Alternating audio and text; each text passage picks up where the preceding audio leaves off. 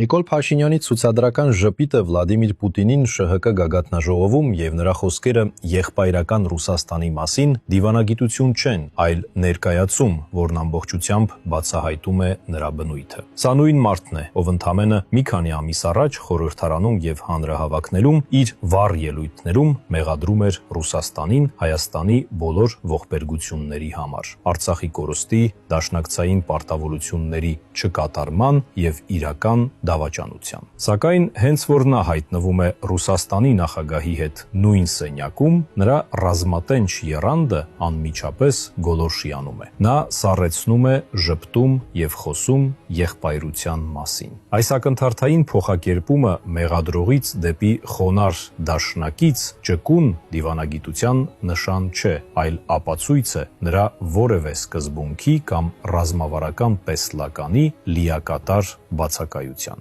Նրա դիրքորոշումը որոշվում է բացառապես ավելի ուժեղ խաղացողի ուղիղ հայացքից պահող վախով։ Այս կրկնակի խաղի հիմնական պատճառը սեփական կառավարման աղետալի հետևանքների համար մեղքը թողնելու պաթոլոգիական անհրաժեշտությունն է։ Սա թույլ առաջնորդի դասական մարտավարություն է՝ ստեղծել արտաքին թշնամու կերպար, բնակչությանը իր շուրջը համախմբելու եւ իր կառավարչական սխալները թաքցնելու։